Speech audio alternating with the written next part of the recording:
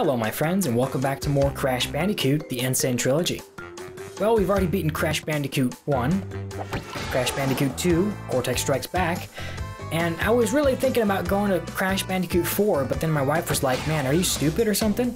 And so we're going to Crash Bandicoot Warped, or Crash Bandicoot 3, however you like to look at it. Let's start a new game. We're not going to continue because... Override auto slot. Override. Okay, cool. Starting a new game. If you continue, I guess you can't really go from the loading or save menu to a brand new game, so I had to do it there. But as you remember last time, we defeated Dr. Neo Cortex again. It looks like the Cortex Vortex has crashed into this temple. At last. Oh my goodness. It's a tadpole ghost. We're just having some fun over there, huh?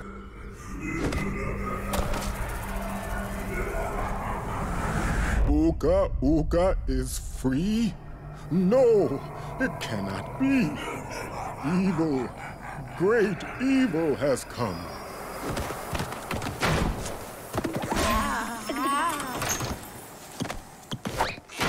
None have dared fail the great Uka Uka even once. But you, Cortex, you have failed me twice. Great Uka Uka! It was that infernal Bandicoot! From deep inside my temple prison, I sent you simple instructions to follow.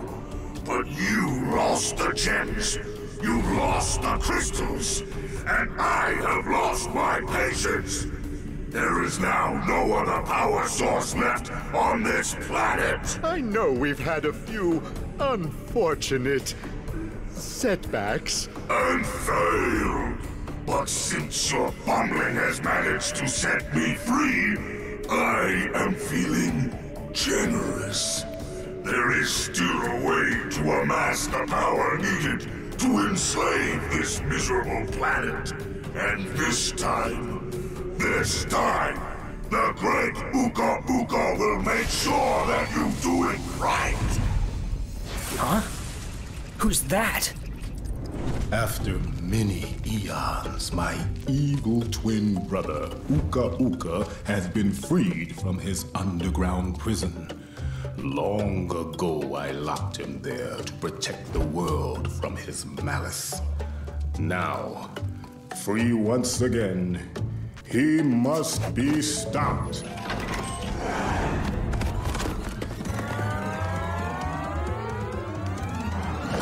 Children, Uka Uka and Cortex plan to use this time-twisting machine to gather crystals that lay scattered across time. I have brought you here to recover the crystals before they do. To open the time portal, simply stand on a button and then jump into the portal. Good luck. So, here we are, in the Time Twister.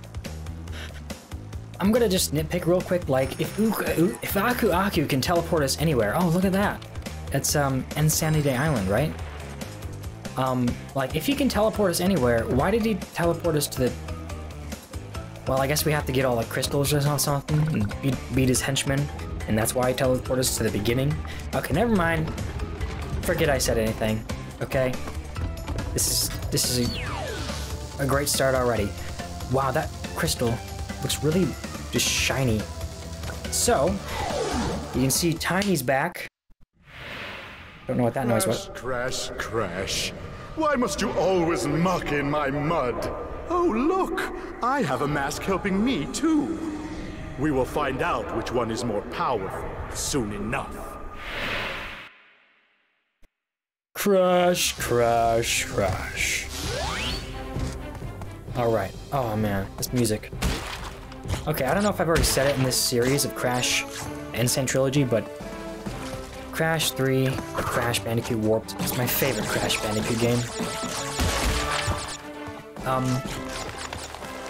I mean, Commodore 128 on Twitter, he asked a question recently, tweeted out, between the Mario games, Mario, Sonic, and Crash. For each of those franchises, which is your favorite game? And so I said Super Mario Sunshine. Love that game. I mean, I don't think I've never 100%ed it, right? It's just super fun though to me. It is also extremely nostalgic. I remember a lot of the times, you know, there were some specific memories I remember just like chilling with my cousin and we were playing it together. Chowing down a bag of Doritos, which, oh boy, love those too. So, you know, all together, like, good family bonding, one of my favorite games ever, and then one of my favorite chips ever, if not my favorite chip. Yeah, that's a core memory right there. But, yeah, Crash Bandicoot Warped, my favorite from the Crash series, and for Sonic, I forget what I said, honestly. I just haven't played Sonic games that much. I had a lot of fun just playing them in any of the ones I played. Even Sonic and the Secret Rings, okay? I mean, it wasn't really my favorite, but I enjoyed it. But, Sonic Adventure 2 Battle. And, not to go on about this for too long, but, now, I never really played the Dreamcast versions of those games. I think both Adventure and Adventure 2 are on the Dreamcast, and those are the original versions. I just played them on GameCube, both of them, and had a lot of fun. But yeah, this music's pretty nostalgic for me. I mean, it's just so beautiful too. Look over there too. You know, I never really looked in that little ditch there, but the graphics are just so beautiful. It's just the art style. It also, you know. Look at that frog! Do not get hit by the frog. Although, I might... I don't know. I just had a weird idea. I get so sidetracked sometimes. Talking about something, and then my mind kind of hones in on an idea inside my brain, and then I really just have an urge to get that out and interrupt what I was saying, which I can't stand. But, oh, sweet. See, I'm doing it again. I'm getting sidetracked here. I'll come back to this in a second. But, see, I get sidetracked, and then I'm like, no, I'm gonna stay on topic, but then I forget what I was talking about. And this is why I say I'm losing my mind, guys. I just had an idea, like, what if I, at the end of each episode, or at the end of each series, Crash Bandicoot 3, for example, I'll just go ahead and start. If there's, like, funny little animations when you get hit by an enemy or die by an enemy, I'll just toss that in at the end. I don't know. You know, recently I've been doing this thing where I kind of, oh yeah, so this is new. All these Crash games have, you know, nice, you know, differences in gameplay styles. It's pretty cool. I was never the biggest fan of these levels. These were probably my least favorite in Crash 3. But, recently I've been doing my outros, like, I would, say, take care, and then I would, you know, I would fade away, and it would zoom in on a point of interest, and the, like, the most eye-catching thing, really, in the outro scene. Zoom in on that, and then I'll play my music, and then I cut my music off a little bit sooner, just for, you know, that data, audience retention, whatever. But, maybe I could do that. I don't know, with just edit in some death animations or something that I didn't show, but I was around those enemies in the episode.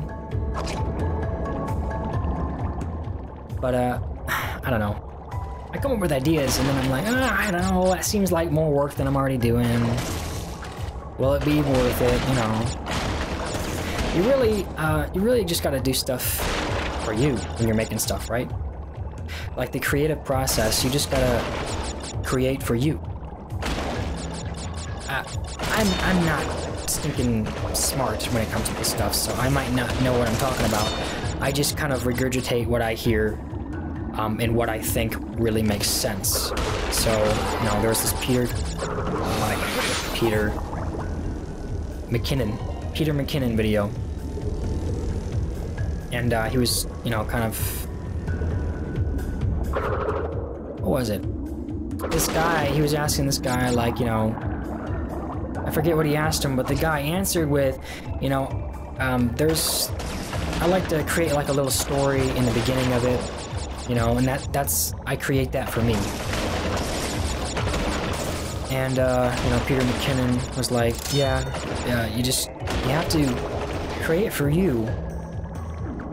You have to allow yourself that, or else, you know, you just get burnt out, you know.